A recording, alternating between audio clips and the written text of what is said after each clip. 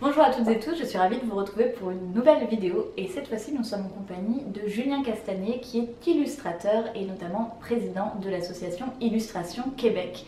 Donc comme je suis de passage à Montréal, nous allons un petit peu discuter avec lui et étudier la situation des illustrateurs et des illustratrices québécois. Je suis vraiment ravie de te rencontrer sur l'impulsion à la fois de l'UNEC qui m'a conseillé de venir te voir et de la Charte des auteurs illustrateurs jeunesse qui te connaît aussi très bien. Tu es président de l'association Illustration Québec. Est-ce que tu peux nous en dire plus sur cette association, sa vocation et ses objectifs? Oui, alors donc Illustration Québec, c'est une association qui a 35 ans en fait déjà. Donc la mission première d'Illustration Québec, c'est de soutenir les illustrateurs, de les regrouper bien sûr, mais aussi de promouvoir et diffuser l'illustration de manière générale. Si ça fait 35 ans que ça existe, c'est que le besoin a existé depuis longtemps, et c'est pas rien. Et puis si ça existe toujours, ça veut dire aussi qu'il y a beaucoup de services qui répondent aux besoins des illustrateurs et des illustratrices. Très bien. Au-delà des services, il y a une mission de défense en fait des intérêts des illustrateurs et des illustratrices. Quelles sont, selon toi, les principales problématiques que rencontrent les illustrateurs au Québec? Alors c'est un métier qui est très précaire. Donc on est considéré comme des travailleurs autonomes. Donc on n'a pas droit au chômage, on n'a pas droit à toutes ces choses-là. C'est l'équivalence, on va dire, de l'indépendance en France, ouais, si on devait comparer. Ouais. C'est un métier, on a fait des statistiques l'année dernière justement pour connaître un peu les revenus des uns et des autres, des unes et des autres. On s'est aperçu qu'il y avait à peu près 50% des illustrateurs ou des illustratrices qui gagnaient moins de 15 000 $ net par an en termes de revenus de leur création artistique. Donc ça fait à peu près 10 000 € par an. Donc ça raconte beaucoup en fait de la réalité de ce qu'on peut vivre. Donc pour ça, justement, l'association est là pour les défendre leurs intérêts, puis de différentes manières. Parce que ça correspond complètement en fait à la situation en France. Donc ici, on a eu les États généraux de la bande dessinée, qui a sorti des statistiques qui sont vraiment très alarmantes, avec 36% des auteurs et des autrices qui sont en dessous du seuil de pauvreté. Donc ce qui correspond aux chiffres statistiques que vous avez également. Nos pays n'ont pas les mêmes législations exactement, mais par contre, on partage quand même le même constat d'une précarisation. Et est-ce que chez vous, on constate une baisse des revenus ou pas forcément? Oui, une baisse des revenus et pour le mieux, une stagnation en fait, des rémunérations, ce qui fait que face à l'inflation et au coût de la vie qui lui augmente, est considéré comme une perte de revenus également. Donc c'est vraiment problématique et l'idée c'est vraiment de s'organiser un maximum pour essayer de contrer cette dynamique descendante. Vous êtes combien de membres à Illustration Québec et quelle est un peu l'équipe? Comment ça marche? Alors au niveau des membres, on est à peu près 300 donc au Québec et on estime, même si c'est un chiffre qui est assez difficile en fait à estimer, autour de 600 le nombre d'illustrateurs et d'illustratrices au Québec. Donc ça vous donne une très grande représentativité? Oui, vraiment, on est vraiment l'association qui représente les illustrateurs et illustratrices de référence et qui a une expertise. On est régulièrement appelé par les différentes instances justement pour cette expertise et cette expérience-là. Et pardon pour l'organisation de l'association, donc on est une équipe super dynamique, on est un CA de 10 personnes, un conseil d'administration de 10 personnes, donc il y a une représentativité des différentes étapes dans une carrière, dans les membres du conseil d'administration, et aussi une représentativité des âges et des domaines d'illustration, pour qu'on ait un peu des avis de plusieurs domaines. C'est important. Et puis on emploie une personne à 4 jours semaine qui fait de la coordination générale de tout ça. Ça fait pas beaucoup de salariés pour une association si importante?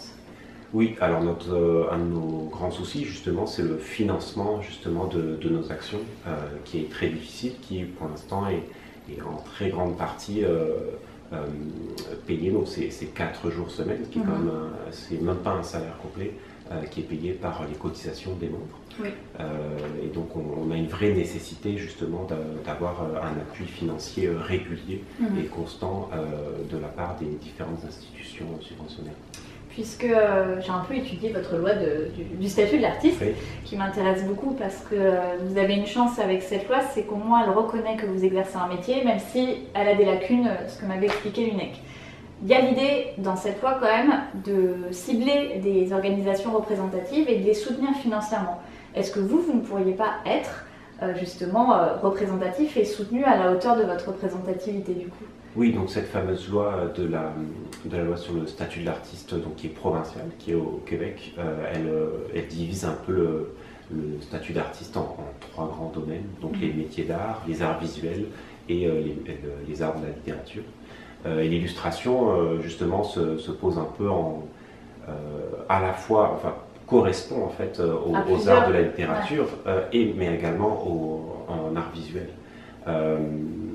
On ne nous sommes pas en tant qu'association à ce jour, et je trouve que c'est quelque chose qui manque, reconnu justement par cette loi-là comme association référente du domaine, parce que peut-être que c'est ce côté que nous sommes avec plusieurs, on correspond à plusieurs domaines en même temps, et je pense que ce serait une vraie nécessité justement qu'on représente cette spécificité de l'illustration en devenant en tout cas l'organisation de référence des illustrateurs et des illustratrices au Québec.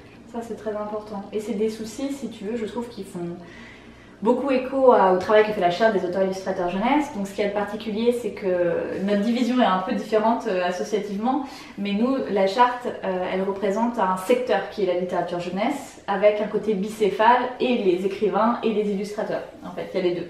Mais la jeunesse, c'est pareil, c'est tout un champ de spécificité qui a besoin d'être représenté à la hauteur de tout ça. Est-ce que toi, tu connais un peu la Charte et qu'est-ce que ça t'inspire?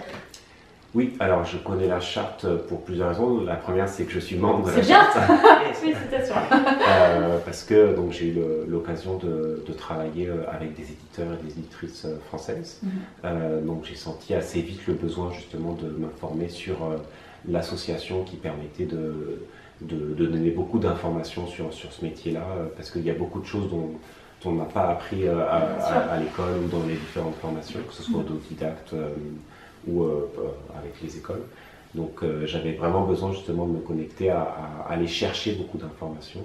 Donc c'est sûr que le fait de recevoir aussi toutes les infolettres, donc les newsletters, ça me permet aussi de suivre un peu l'actualité et puis suivre les combats qui sont plus grands que nous aussi, parce qu'il y a vraiment notre travail individuel, nos illustrations, notre art, mais il y a aussi justement toutes ces questions de est-ce qu'on va pouvoir continuer à faire cet art-là dans les prochaines années.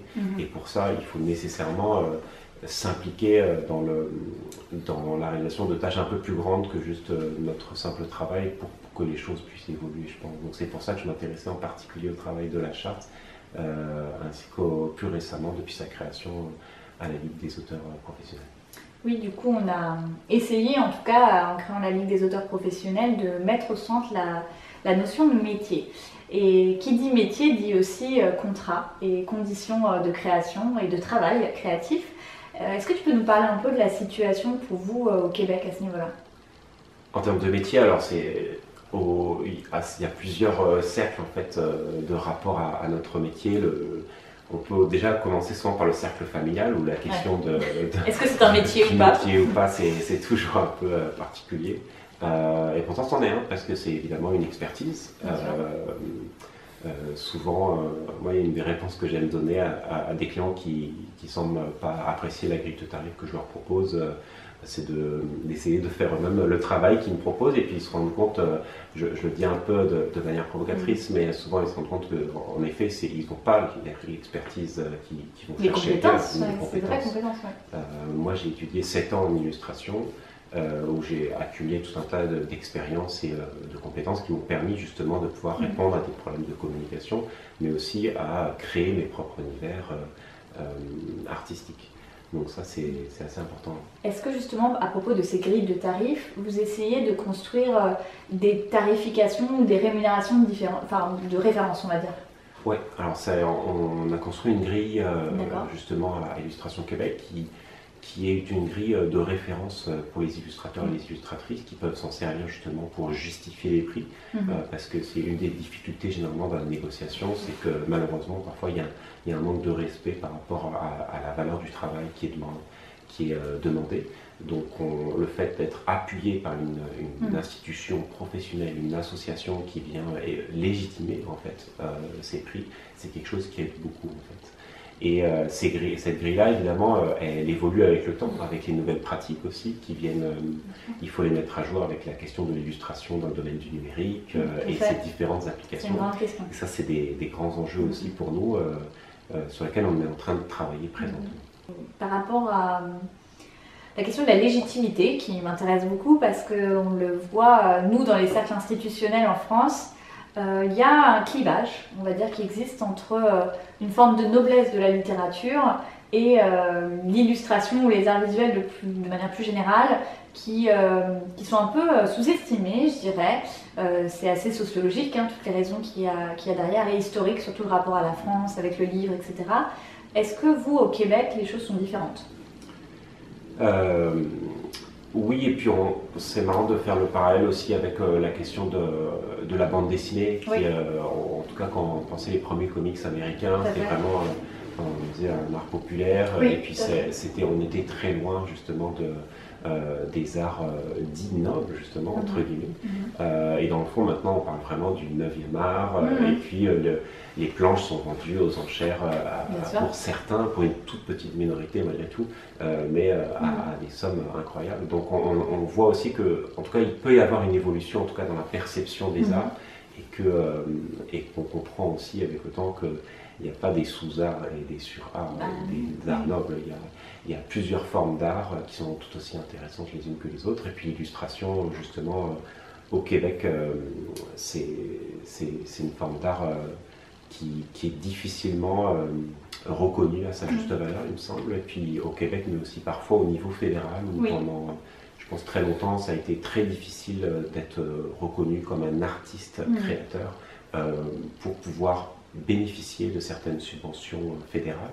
Donc ça, c'est quelque chose c'est un problème, quand même, qui était très irritant parce que ça remettait en question, dans le fond, la légitimité du statut d'artiste aux illustrateurs. Ça n'a pas de sens. Non, c'est tout à fait absurde, mais justement, on a vraiment pris le parti de travailler beaucoup avec ces institutions-là pour les informer, pour justement les accompagner justement dans la compréhension de ce milieu qu'on connaît très bien. Oui, forcément. Ça, c'est un vrai travail que vous faites de sensibiliser politiquement les institutions, etc. Quels outils vous utilisez pour faire ça ? Alors c'est beaucoup de temps, beaucoup d'investissement. Donc dans l'association, comme je le disais, il y a une personne qui est rémunérée, mais l'ensemble du conseil d'administration est bénévole. Donc c'est beaucoup de recherche, c'est beaucoup aussi d'essayer d'aller chercher des expertises connexes un peu à nos milieux. Donc sur le conseil d'administration, on a une majorité d'illustrateurs et d'illustratrices, bien sûr, pour pouvoir représenter en fait nos propres intérêts. Mais l'idée aussi, c'est d'aller chercher après des comptables, des juristes, des avocats qui viennent justement nous aider dans ce mandat-là, d'aller trouver des portes, enfin, ou en tout cas des solutions, on va dire, pour pouvoir communiquer avec les autres instances. Qu'est-ce que Illustration Québec donne comme conseil à des jeunes illustrateurs et des jeunes illustratrices qui veulent se lancer dans le métier? Parce qu'on sait qu'actuellement c'est difficile.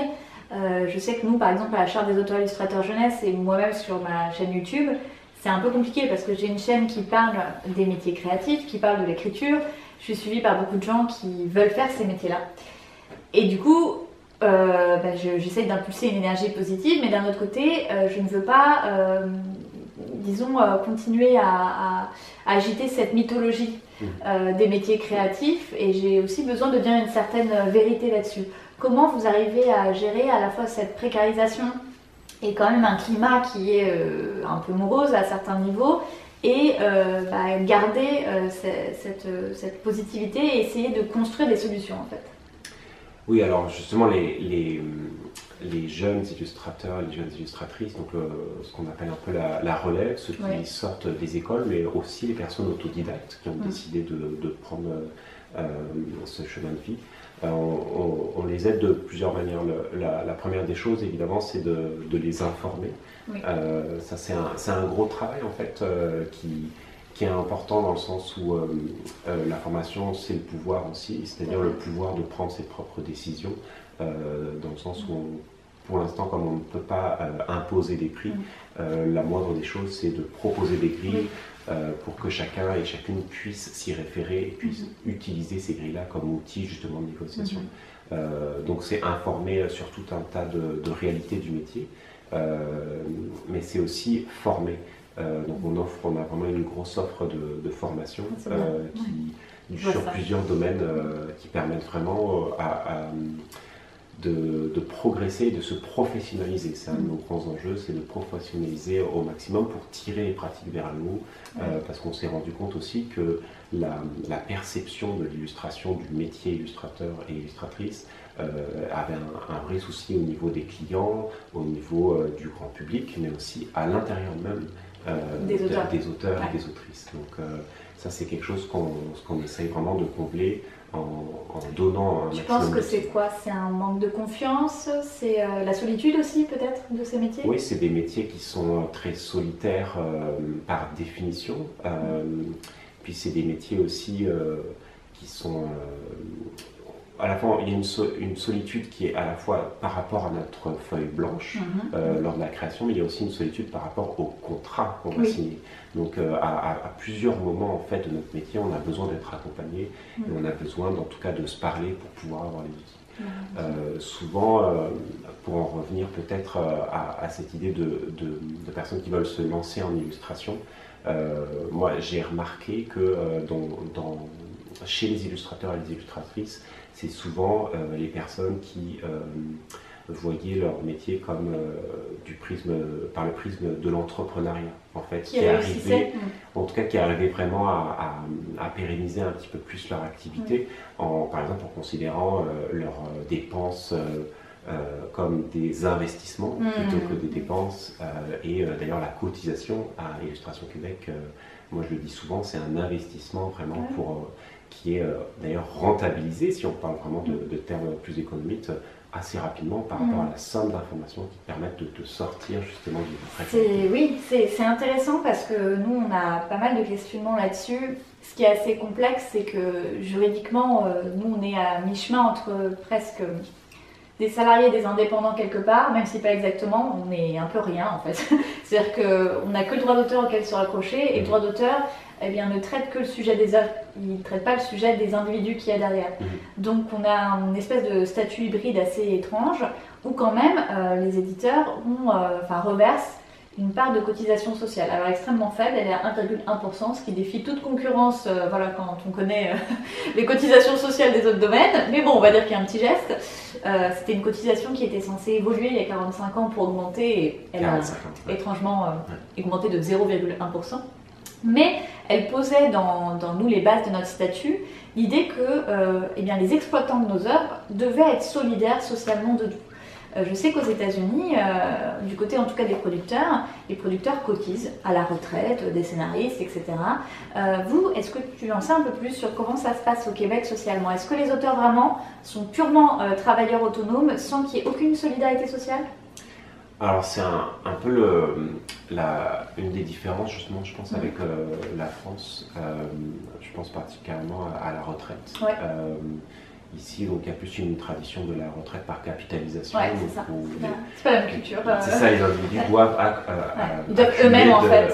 C'est pas la sécurité sociale à la française. Donc, ce qu'il faut prendre en compte aussi, si on veut comparer les rémunérations par rapport aux différents pays d'ailleurs. Parce que ça, c'est aussi à prendre en compte. Oui, parce que du coup, ça veut dire que derrière les revenus des auteurs dont on parlait, il faut aussi qu'eux pensent à leur avenir. Et du coup, c'est un peu stressant. Puis c'est un sujet assez tabou en fait, parce que comme il y a une grande forme de précarité, les préoccupations principales, c'est le maintenant. C'est le présent, exactement. Alors que justement, nous, on essaye en tant qu'association de voir un peu plus loin que le présent, essayer de trouver des solutions pour que le présent ne soit plus une préoccupation primaire, mais on essaie de voir justement comment on peut améliorer les choses sur le long terme et de manière pérenne. Oui, mais ça c'est un sentiment qu'on partage aussi. Quand il y a eu toutes les réformes qui en plus vont être complètement déconstruites maintenant, c'était bien la peine de s'agiter pour autant.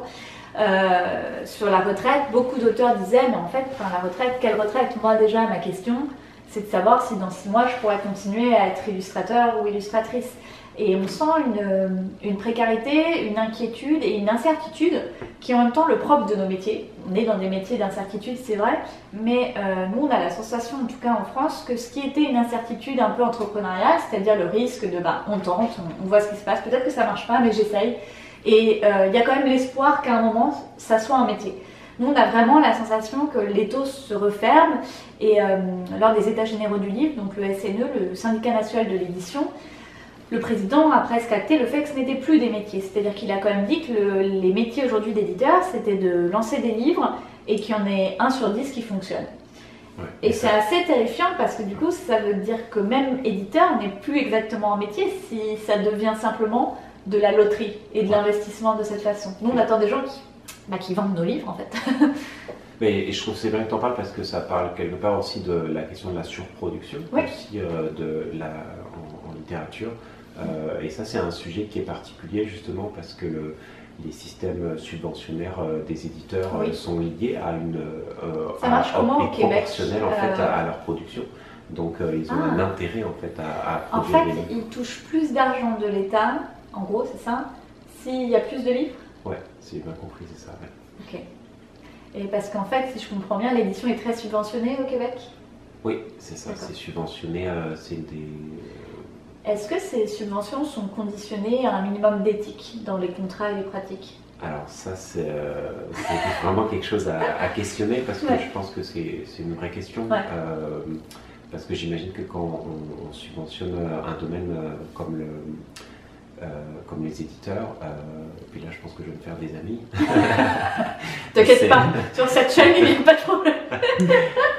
Ça pose plein de questions justement parce qu'ils subventionnent en fait un ensemble d'œuvres, mais peut-être est-ce que les éditeurs créent du contenu uniquement québécois? Est-ce qu'ils créent du contenu avec des auteurs et des autrices qui sont canadiens? Ou est-ce qu'ils le font avec des auteurs ou des autrices qui sont issus hors du Canada? Donc ça pose en effet plein de questions éthiques en fait par rapport à ça. Nous, c'est des questions qui nous agitent beaucoup. Il vient d'avoir un scandale puisque l'année de la BD est lancée, c'est vraiment une année phare pour le ministère de la Culture et la France avec le soutien du CNL. Et il se trouve que la première action, ça a été de lancer un concours Jeunes Talents. Oui. Les concours. Les concours, et bon bref, donc ça a fait un tollé, mais nous très rapidement, la Ligue des auteurs professionnels est en lien avec le cabinet du ministre, donc très vite en tout cas le cabinet du ministère a voulu rectifier ça et vraiment poser une déontologie, donc on sent qu'il y a une volonté politique de ça, mais à l'heure actuelle, parce que ça fait des décennies que la situation est comme ça, on est quand même dans une situation paradoxale où il y a des règles pour à peu près tout quand il y a de la subvention. Par exemple au CNL, si le logo du CNL n'apparaît pas sur un livre quand on a été subventionné, on a en gros une sanction. Par contre, il n'y a rien qui oblige et conditionne vraiment des versements de subventions à une éthique autre que pour le moment ce qu'on a réussi à faire, c'est impulser les tarifs de la charte illustrateur jeunesse comme condition de subvention pour les festivals. Donc maintenant, normalement, les festivals subventionnés sont obligés de rémunérer, mais il y en a beaucoup déjà qui ne respectaient pas ça. Donc ça a été assez compliqué et houleux. Mais, et vous l'indexez chaque année, j'imagine, au coût de la vie. Donc c'est-à-dire que ça augmente. Ouais. C'est-à-dire que alors c'est aussi important pour nous que le CNL, le Centre national du livre, du coup, suive les tarifs de la charte, parce que c'est pas des tarifs gravés dans le marbre, c'est des tarifs qui suivent ce coût de la vie, qui font que on a une indexation qui permet quand même d'essayer de soutenir le pouvoir d'achat des auteurs et illustrateurs. Et c'est des tarifs qui sont des bons tarifs, et en même temps c'est vraiment des tarifs justes parce que une journée entière d'intervention, c'est quelque chose d'assez lourd. C'est un travail. C'est un travail. Ouais. Et en ce moment, la revendication pour l'année de la BD, ce qu'on demande au ministère de la Culture, à l'État de manière générale, c'est d'instaurer la rémunération pour la présence. C'est-à-dire que pas tant la rémunération à la dédicace strictement, parce qu'on veut que ce soit équitable autant pour les auteurs de l'écrit que de l'illustration. Mais comme les tarifs de la charte, en fait, quand on vient une journée dédicacée en salon, qu'on soit payé pour ça. Qu'est-ce que vous en pensez, vous?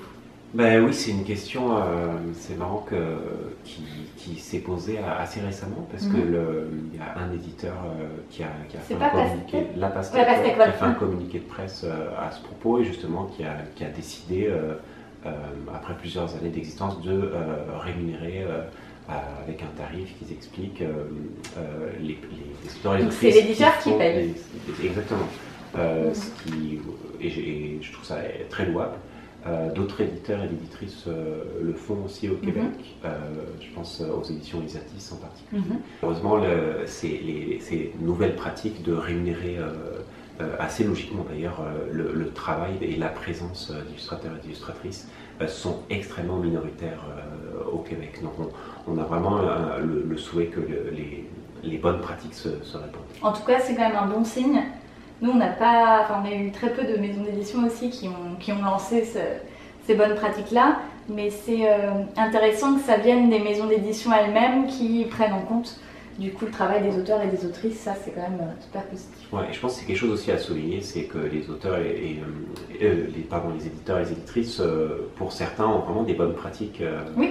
Et donc il faut ça aussi le souligner. Il n'y a pas vraiment une binarité, l'éditeur et l'illustrateur ou l'illustratrice. Il y a certains éditeurs qui ont des très bonnes pratiques, d'autres malheureusement qui sont très loin de ces pratiques-là. Mais en tout cas, c'est intéressant de pouvoir s'inspirer de ceux qui travaillent d'égal à égal en termes de partenariat sur les choses. Ce qu'il faudra réussir à faire, c'est de montrer en exemple finalement ces bonnes pratiques-là, ouais, et de valoriser les maisons d'édition qui justement sont éthiques et vont dans la direction d'une vraie collaboration professionnelle.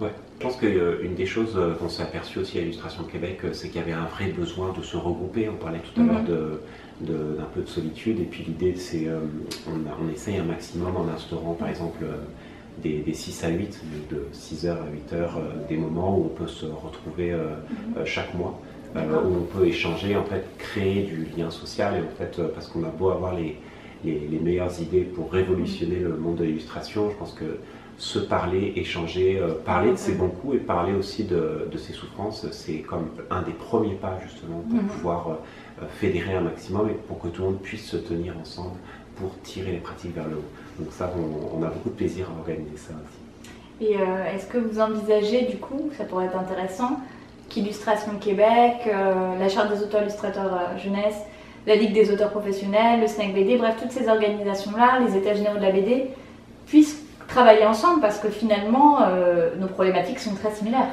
Elles sont similaires, et puis en effet, la question du droit d'auteur, elle est mondiale, c'est des dynamiques qui sont mondiales, des dynamiques d'échange et de valeurs qui sont vraiment mondiales.